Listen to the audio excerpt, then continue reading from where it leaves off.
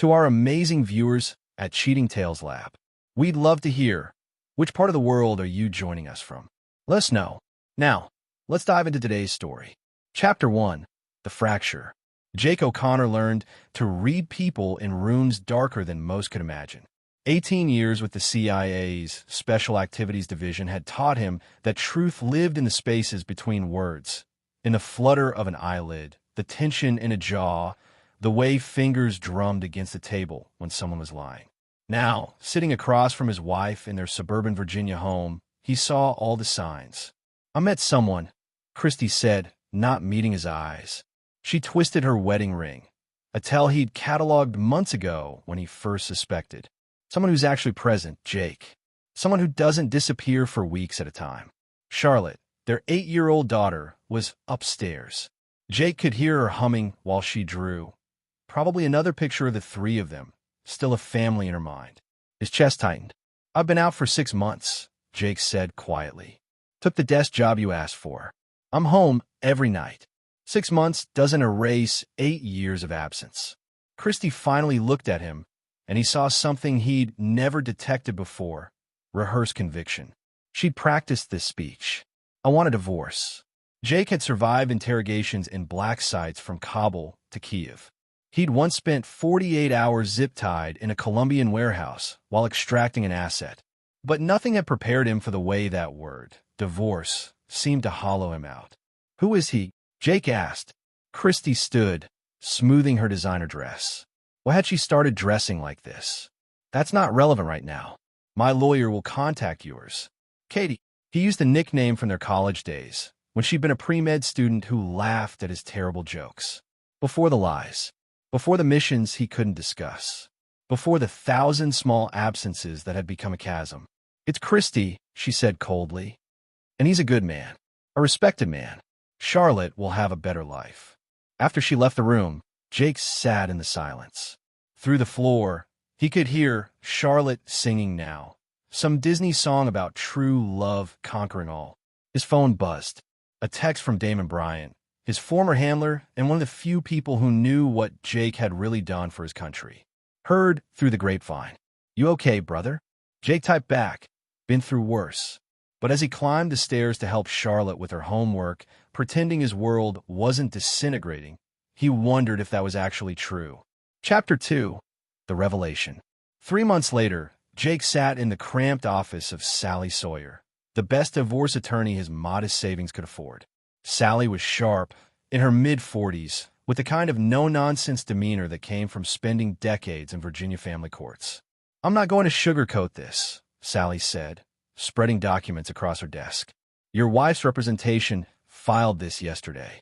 Jake scanned the custody proposal. Christy was asking for full physical custody, limited visitation, and a request that Jake undergo a psychological evaluation. Psychological evaluation? Jake's jaw tightened. On what grounds? "They're citing your high-risk former employment and claiming you suffer from PTSD. They got a therapist who'll testify you're potentially unstable." Sally leaned back. "It's a common tactic, but Jake, there's something else." She slid over a photograph. Jake and Christy at some charity gala he'd been forced to attend last year. But Christy wasn't looking at the camera. She was gazing at a man beside her, tall, silver-haired, with the kind of practiced smile that Jake had learned to recognize as predatory. "Senator Chad Banks," Sally said. "Virginia's rising star. Youngest senator in state history. Chair of the Armed Services Committee. And according to our investigation, the man your wife has been seeing for over a year." The timeline clicked into place. A year ago, Christy had started volunteering for some political foundation. Networking, she called it.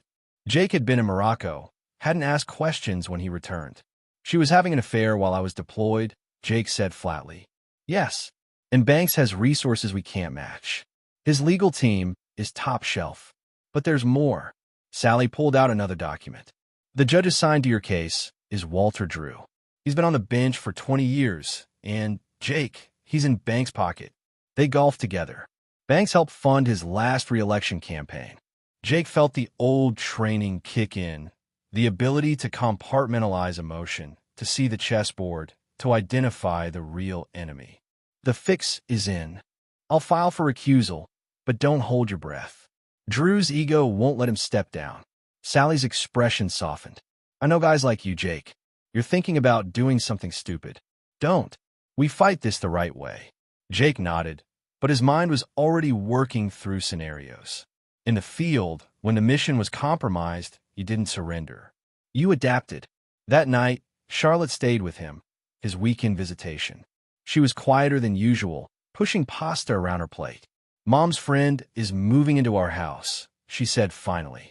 Jake's Ford paused. Senator Banks? Charlotte nodded. He seems nice, but... She looked up with those wide, trusting eyes. Do I have to call him Dad?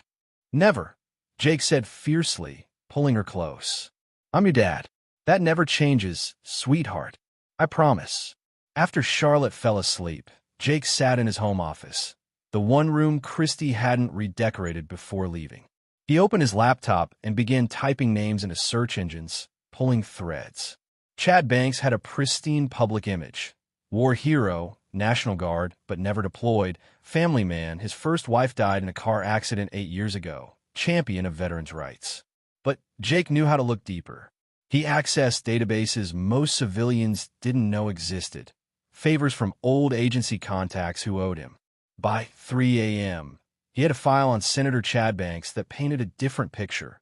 3 NDAs signed by former female staffers, a DUI covered up during his first campaign, financial ties to a defense contractor under federal investigation. The man was dirty, and now he had Jake's daughter in his house. Jake's phone rang. Damon. You're pulling files on a senator at 3 in the morning, Damon said without preamble. Every alarm I have is screaming. How did you? I'm still agency, Jake. And you're still flagged in my system because I give a damn about you. Damon sighed. Talk to me. Jake told him everything. The divorce, the senator, the corrupt judge. Christ, Damon muttered. Jake, you can't go after a senator. Even with everything you know, everything we've done, that's political suicide. They'll bury you. He's living with my daughter. Then use the courts. Do it legally. The courts are rigged. Silence on the line. Then, what are you planning? Nothing yet, Jake lied. Just for searching. Jake, brother, don't make me put surveillance on you. After hanging up, Jake stared at the photograph of Charlotte on his desk, her gap-toothed smile from last summer, before everything fell apart. He'd spent 18 years protecting strangers in foreign countries. He'd do whatever it took to protect his own daughter, even if it meant becoming the thing he'd once hunted. Chapter 3. The Ruling. The courtroom was too bright, too sterile. Jake sat beside Sally Sawyer, watching Judge Walter Drew preside with the kind of theatrical gravity that made Jake's skin crawl. The judge was in his 60s, with jowls that wobbled when he spoke and eyes that never quite looked at Jake directly. Christy sat across the aisle with her attorney, some shark from a D.C. firm, and beside her, dressed in an impeccable suit, was Senator Chad Banks. He'd actually shown up to the custody hearing, making a statement. Mr. O'Connor, Drew said, peering over his reading glasses. I've reviewed your employment history. 18 years in, what did it say? Government consulting? Intelligence work? Your Honor, Jake said evenly. Yes, well, Drew shuffled papers.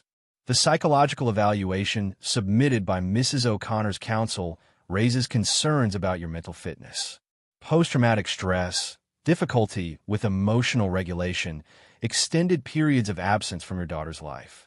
I was serving my country, Jake said, keeping his voice level. And I passed the agency's psych evaluations every 6 months for 18 years. Those evaluations are classified, Mr. O'Connor. We can't consider what we can't see. Drew's smile was thin. This court must prioritize the child's welfare. Senator Banks has provided a character reference for Mrs. O'Connor. He's offered to ensure Charlotte has access to the best schools, the best opportunities. Sally stood. Your Honor, Senator Banks is not a party to these proceedings. His involvement is inappropriate and... The senator is a respected member of his community and Mrs. O'Connor's fiancé, Drew interrupted. His willingness to provide for the child shows stability, something Mr. O'Connor's lifestyle lacks. Jake's hands clenched under the table. He watched Banks lean over to whisper something to Christy, who smiled.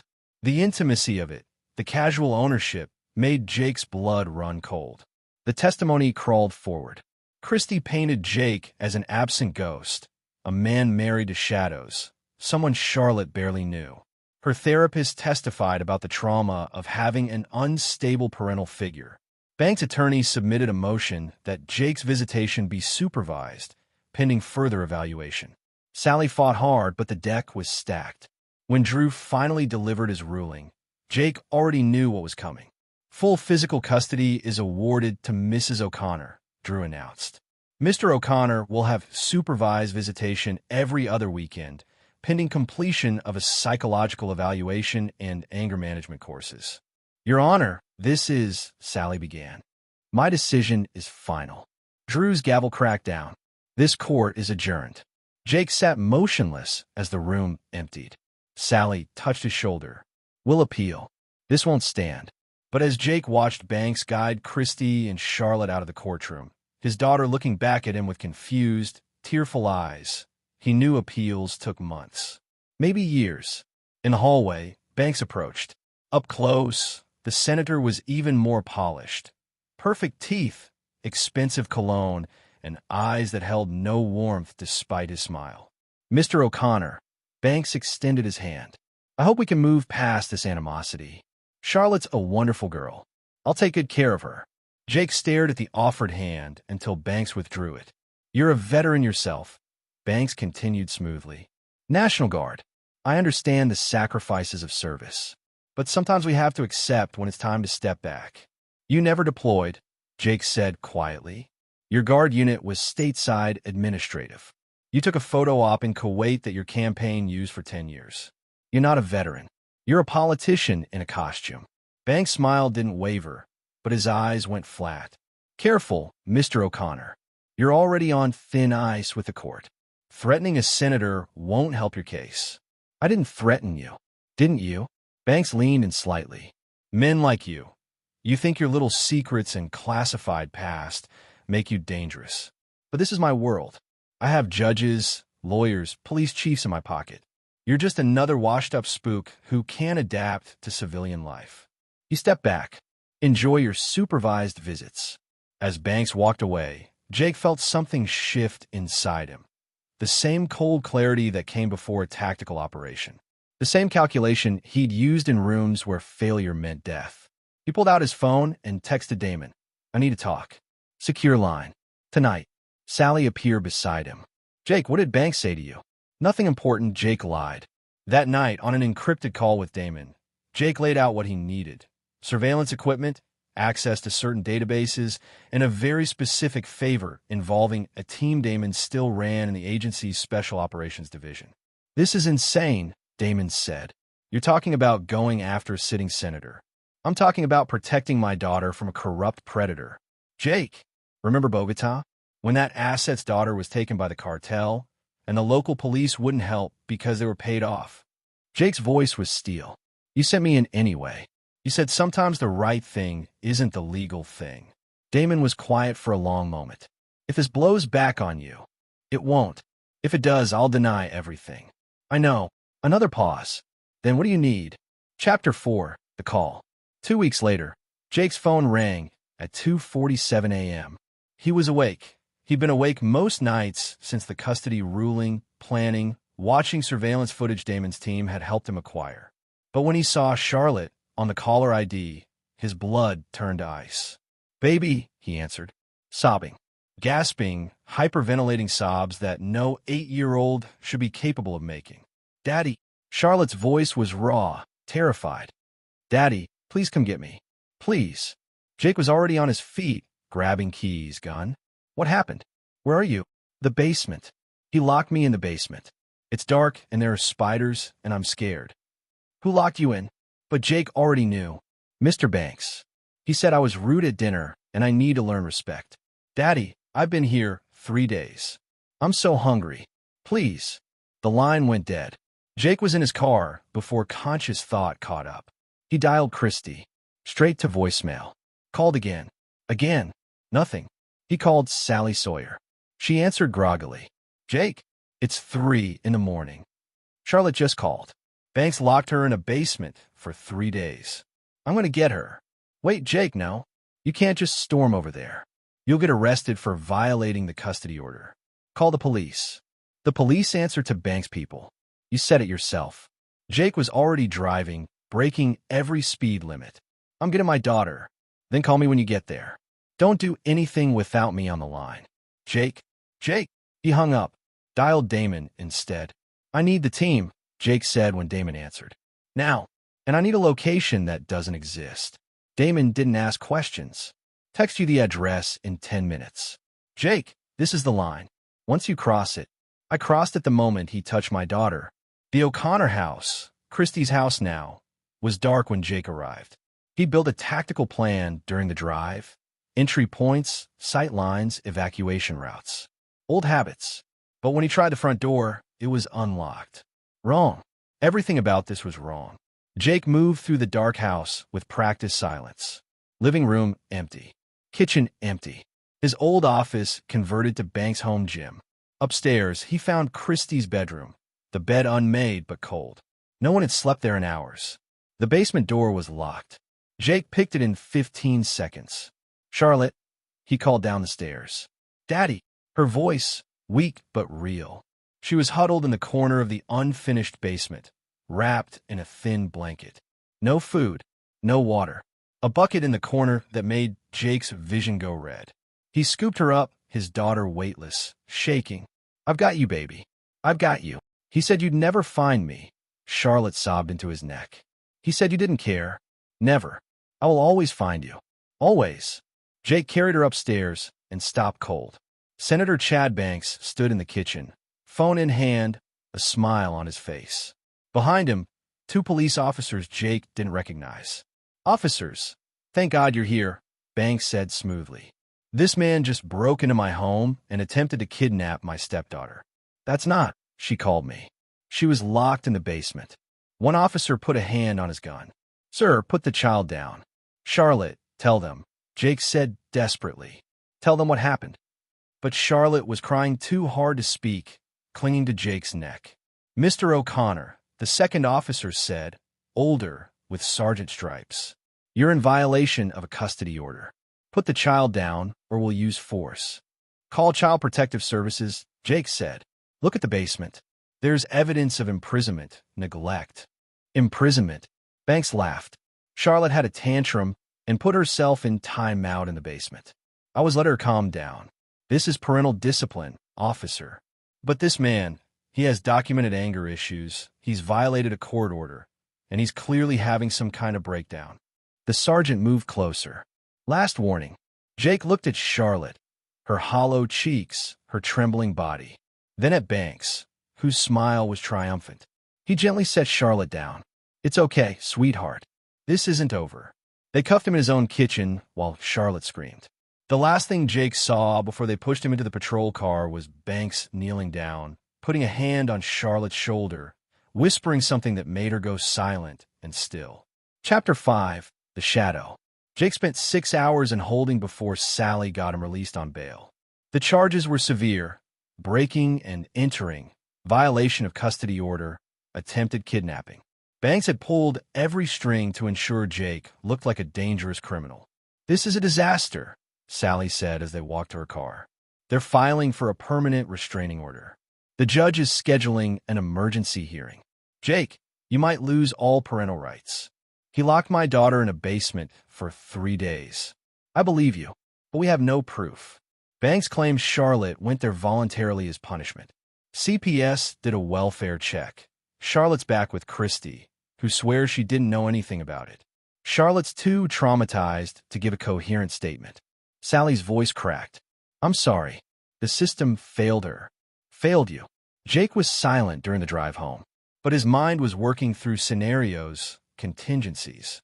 He'd operated in places where the law was a fiction, where justice meant something different. He knew what needed to be done. At his house, Damon was waiting. I heard, Damon said simply. The team is ready. But Jake, this is it. Point of no return. You do this, you can't undo it. I know. Damon opened a duffel bag. Inside, surveillance equipment, encrypted phones, documents with false seals, and a folder marked classified, level 5. That's your old file, Damon said. Heavily redacted, but enough to scare the shit out of anyone who thinks they know what you did. The missions you can't talk about.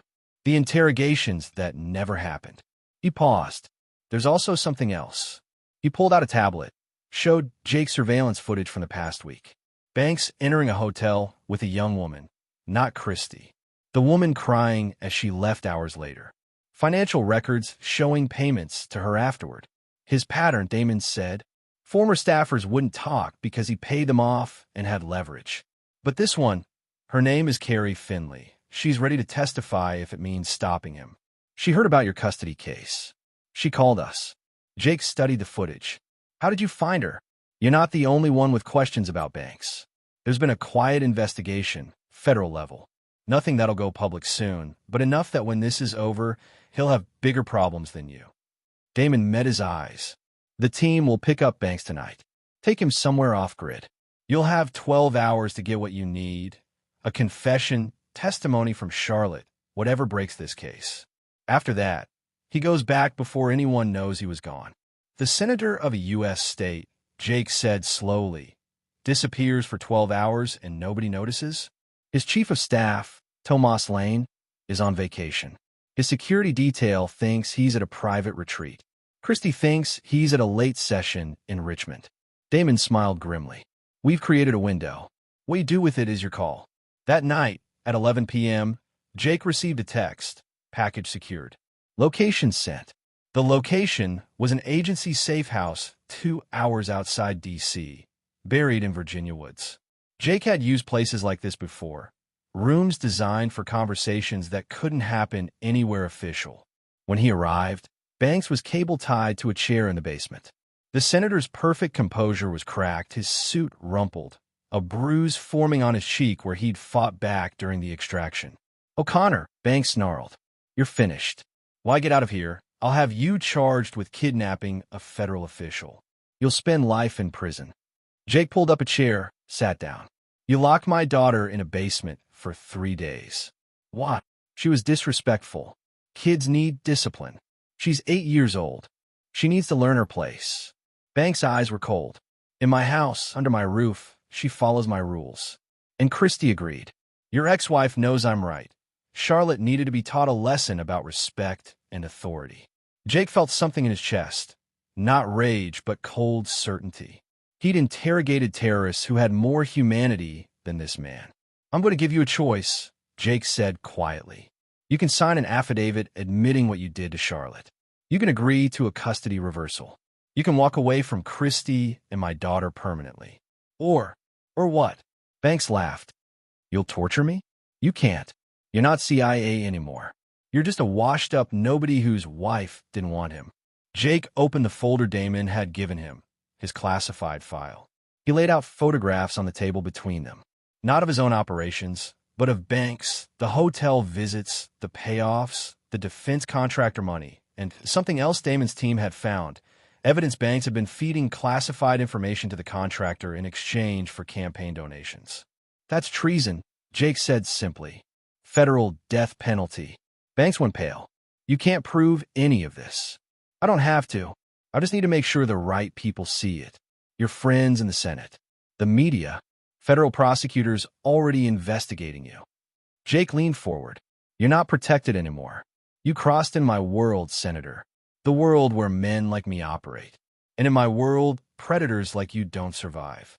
I'll destroy you in court, Banks said, but his voice shook. You already tried. You bought a judge, used your money and connections, and you still couldn't break me. Because you don't understand men like me. Jake's voice dropped to a whisper. I've sat across from warlords and cartel bosses and terrorist commanders. I've watched empires fall. You're just another corrupt politician who thought power made you untouchable. Jake stood. You have until morning to decide. Sign the affidavit, or I release everything to the FBI. Your career ends. Your freedom ends. And Charlotte will testify about what you did to her. He walked to the door. Wait, Banks called. Wait. If I sign, you'll bury the rest. I'll bury you, Jake said. But you'll do it from obscurity, not a federal prison. Chapter 6. The Conspiracy. Jake left the safe house and drove through the night, his mind already working the next phase. Banks would break. They always did when their exits narrowed. But Jake knew the senator was only part of the problem. Judge Walter Drew had enabled this. Christie had allowed it. At dawn, Jake met Sally Sawyer at a diner outside Charlottesville. She looked exhausted, clutching coffee like a lifeline. "I got your message," she said. "Jake, please tell me you didn't do what I think you did." "I need you to file an emergency motion with the state appeals court," Jake said. "Judicial misconduct. Demand Drew's recusal and a new custody hearing. Use this." He slid across an envelope. Inside, photographs of Judge Drew at Banks' estate. Bank records showing a $50,000 consulting fee paid to Drew's wife's LLC the day after the custody ruling, email exchanges between Drew and Banks' attorney discussing Jake's case weeks before it was assigned. Sally's eyes widened. "Where did you get this?" "Does it matter?" "It matters because if this was obtained illegally." It wasn't. It came from a whistleblower inside the court clerk's office. A lie, but one that would hold. Damon's team had been thorough. "Sally, Drew is corrupt. He sold my daughter to a senator for cash. Can you use this?" Sally studied the documents, her lawyer's mind calculating odds. This could get Drew disbarred. It could invalidate the entire custody ruling. She looked up. "But it'll make powerful people very angry. Let them be angry." By noon, Sally had filed a motion. By 2 p.m., local news was running the story, the first cracks in Senator Banks' pristine image. By 4 p.m., Jake received a call from Christie. "What did you do?" she screamed. "The police came to the house. They're questioning Chad about Charlotte. There are reporters outside." "Where's Charlotte?" Jake interrupted. She's with a CPS caseworker. They took her for a medical evaluation after your stunt broke into our house." Christie's voice cracked. "Jake, they're saying Chad hurt her." "That's not true. He disciplined her, that's all. He locked our daughter in a basement without food or water for 72 hours. Jake's voice was ice. "That's not discipline. That's abuse.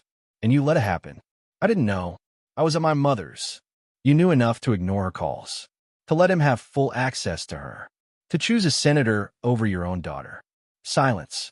Then, quietly, he said he could give us a better life, that Charlotte would have opportunities, and all it cost was her childhood. Jake hung up. That evening, Damon called. Banks signed. Full confession. Custody reversal. He's withdrawing from politics, citing health reasons. The affidavit's being filed with the court tonight. And Drew. State Bar Association opened an investigation. He'll likely resign before they can disbar him. Damon paused. "Jake, you know this isn't over. Banks has friends. They'll come after you. Let them." But Jake knew Damon was right. He'd crossed into a world where power protected power. He needed leverage, something bigger than one senator's confession. He made a call to Carrie Finley, the former staffer. She agreed to meet at a secure location. Carrie was in her late 20s, blonde, with the kind of haunted eyes Jake had seen on refugees. "I never wanted to be part of this," she said. "But when I heard about your daughter, I have a little sister. If someone did that to her, tell me everything," Jake said. The story that emerged was darker than Jake had imagined. Banks hadn't acted alone. There was a network, other politicians, judges, businessmen, who protected each other, shared favors, buried each other's crimes. Drew was just one node. Banks' attorney, Oscar Butler, was another. And at the center was a man named Norman Benjamin, a lobbyist who'd built his empire on knowing which powerful men had which secrets. "Norman has files on everyone," Carrie said. "Every affair, every bribe, every mistake." That's how Banks never worried about consequences. Norman made sure no one could touch him. Until now, Jake said. He spent the next week becoming someone he'd try to leave behind. He used every contact, every favor, every dark corner of the intelligence world he'd once inhabited. Damon provided access to databases. Old agency friends provided surveillance. A hacker Jake had once protected in Istanbul cracked Norman Benjamin's encrypted servers. What they found was a map of corruption spanning years. Politicians taking bribes, judges fixing cases, contractors defrauding taxpayers. All documented, all ensured by mutual blackmail. Jake compiled it into a file and made copies. One went to the FBI, one to a federal prosecutor who wasn't in Benjamin's pocket, one to a journalist Jake trusted, and one he kept, insurance against the powerful men who'd soon realize their world was ending. Chapter 7. The Emergency Hearing. The emergency custody hearing was scheduled for 9 a.m. on a Friday. Judge Drew had been replaced by Judge Antonia Parks, a no-nonsense woman from Richmond who'd built her reputation on being incorruptible. Jake arrived early with Sally and Charlotte. His daughter looked small in her best dress, still pale from her ordeal, but determined. "I'm scared, Daddy," she whispered. "I know, baby, but you're the bravest person I know. And I'm right here." Christy arrived with a new attorney. Her DC shark had quit when the investigation hit the news. She looked broken, makeup unable to hide the hollows under her eyes. She didn't look at Jake. Senator Banks didn't appear. He'd released a statement 3 days earlier, announcing his resignation from the Senate due to personal health matters. The federal investigation had been confirmed publicly that morning. Judge Parks reviewed the file in silence. Then she looked at Jake. "Mr. O'Connor, these allegations are severe. Your ex-wife's partner allegedly imprisoned your daughter as punishment. Yet you responded by, she consulted the documents, removing your daughter from the home without authorization. To save her life, Your Honor," Jake said. "Understand. But we have laws, Mr. O'Connor. Procedures." Parks turned to Christy. "Mrs. O'Connor, did you know Mr. Banks had placed Charlotte in the basement?" Christy's voice was barely audible. "No, Your Honor. I was away. I didn't know he would." "Did you know about his history with young women? The pattern of inappropriate behavior?" "No. He told me he was falsely accused. And you believed him." Parks' tone was harsh. "You chose to believe a powerful man over investigating potential danger to your own daughter." The hearing continued for hours. Charlotte was interviewed by a child psychologist who confirmed signs of trauma consistent with prolonged isolation. Medical records showed dehydration and minor injuries. Banks' signed affidavit was entered into evidence, a damning confession extracted in Jake's safe house, but legally admissible because Banks' attorney had authenticated it.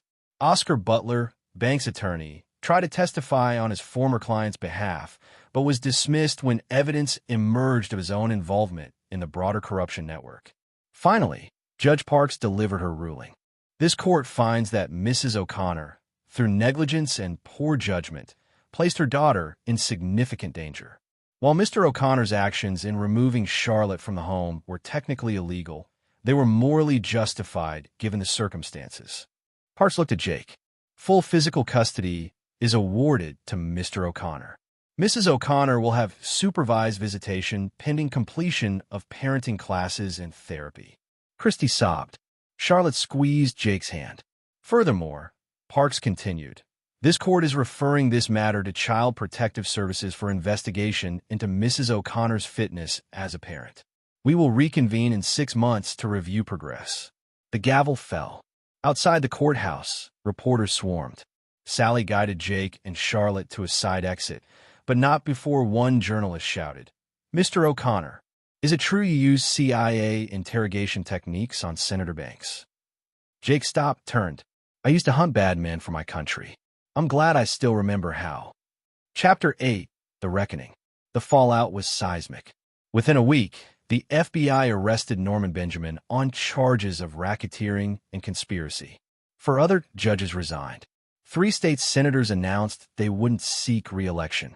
The corruption network Jake had exposed was being dismantled piece by piece. But Jake knew investigations moved slowly. Justice moved slower. Chad Banks, despite his resignation and confession, faced only misdemeanor charges for child endangerment. His lawyers had negotiated a plea deal that would likely mean probation, maybe house arrest. The federal investigation into his treason was still months away from any indictment.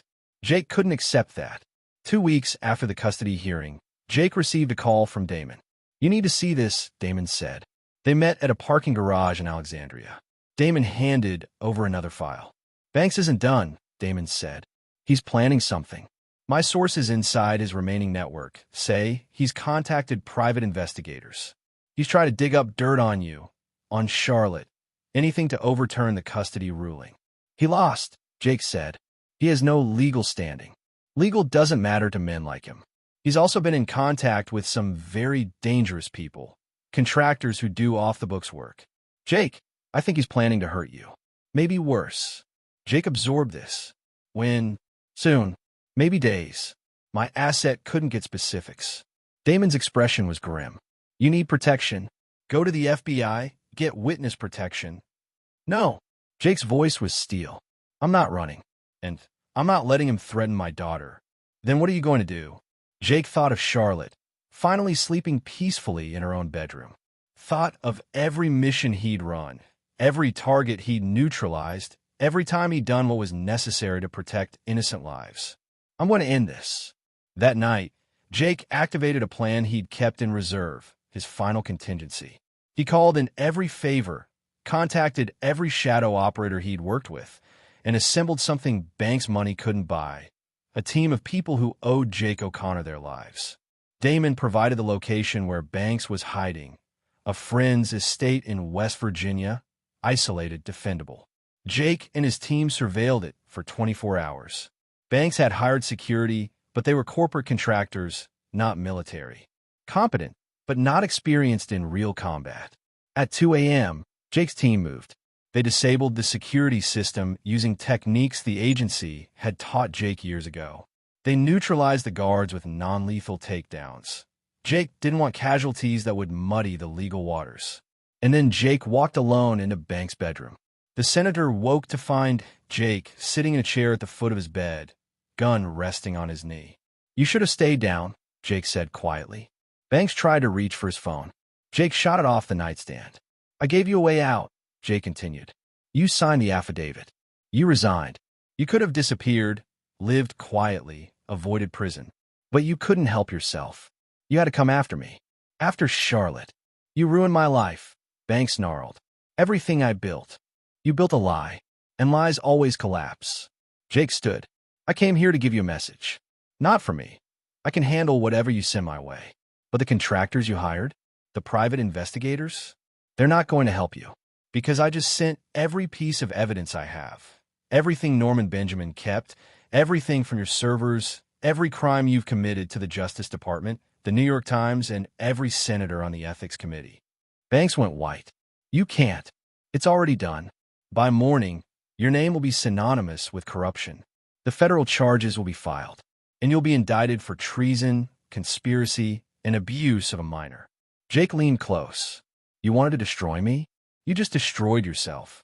I'll tell them you broke in here, that you threatened me. Go ahead. My team's already gone. The security footage has been wiped. And even if you convince someone I was here. Jake smiled coldly. Who do you think they'll believe? A disgraced senator or a decorated intelligence officer protecting his daughter? Jake walked to the door. Oh, and Senator, those contractors you hired? I know who they are. If they come near me or Charlotte, they'll find out why the CIA sent me to the places no one else would go. He left Banks trembling in the dark. Chapter 9, New Beginnings. 6 months later, Jake sat in Charlotte's school auditorium, watching his daughter perform in the spring play. She was a singing flower, a small part, but she glowed with confidence. Banks was in federal custody, awaiting trial on multiple charges. Norman Benjamin had been convicted and sentenced to 15 years. Judge Drew had been disbarred and faced his own criminal charges. The corruption network had been systematically destroyed. Christy sat 3 rows ahead with her parents. She'd completed her court-mandated therapy and parenting classes. Her supervised visits with Charlotte were going better, though their daughter had made clear she wanted to live with Dad. Christy had accepted that with surprising grace. Maybe losing everything had finally shown her what mattered. After the play, Charlotte ran to Jake, still in her flower costume. Did you see me, Daddy? I remembered all my lines. You were perfect, Jake said, scooping her up despite her protest that she was too old for that. Sally Sawyer approached, smiling. Congratulations, Jake. I hear Charlotte's therapist says she's thriving. She's strong. Always has been. Damon appeared from the crowd. He'd driven down from D.C. for the play, bringing his own daughter. The 2 girls ran off to compare costumes. You did good, Damon said. How's retirement treating you? Jake had officially left the intelligence world, taking a job training federal agents in interrogation resistance. It was quiet work, predictable hours, and he was home every night for dinner. It's different, Jake admitted, but good. I'm coaching Charlotte's soccer team, attending school plays, being a dad. You were always a dad, Damon said. You just had to fight for the right to prove it. They watched their daughters together, two men who'd lived in shadows, finally standing in the light. Christy approached tentatively. She was wonderful tonight. Yeah, Jake agreed. I'm sorry, Christy said quietly. For all of it. For not believing you. For choosing wrong. For almost letting her get hurt. Jake looked at his ex-wife, the woman he'd once loved, who'd broken his heart, who'd nearly cost him everything. He saw genuine remorse in her eyes. We both made mistakes, he said finally. But Charlotte's safe now. That's what matters. Christy nodded, tears in her eyes. Thank you. For saving her. For being the father I didn't appreciate. She walked away, and Sally touched Jake's arm. That was generous. Life's too short for permanent grudges, Jake said. Besides, Charlotte needs her mom. Just supervised. That night, tucking Charlotte into bed in their small but comfortable house, she asked, Daddy, was Mr. Banks a bad man? Jake chose his words carefully. He made bad choices. And when people make bad choices that hurt others, there are consequences. You stopped him.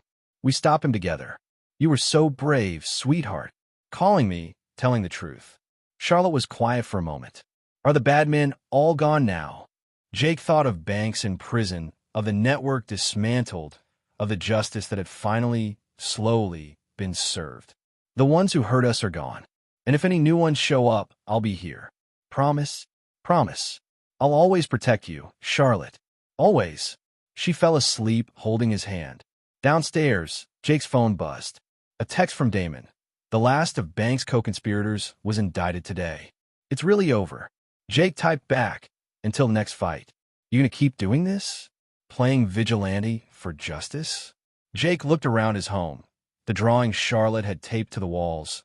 The photos of happier times. The life he'd fought so hard to preserve. No, he texted. I'm gonna be a dad. The rest of the world will have to save itself. Good answer, Damon replied. But if you ever need backup, I know where to find you. Jake poured himself a drink and sat on the porch, watching the quiet suburban street. Somewhere out there, powerful men would do terrible things. Corruption would continue. Injustice would persist. But not here. Not in his home. Not to his daughter. He'd been a soldier, a spy, an interrogator. He'd lived in darkness so others could stay in light. And when that darkness came for his family, he'd used every skill, every contact, every ruthless lesson he'd learned to fight back. Some people would call it revenge. Others would call it justice. Jake called it love. Because in the end, when the courts failed and the system broke and powerful men thought they were untouchable, there was only one thing left that mattered. A father's promise to his daughter. And Jake O'Connor kept his promises. This is where our story comes to an end. Share your thoughts in the comments section. Thanks for your precious time. If you enjoyed this story, then please make sure you subscribe to this channel. That would help me a lot.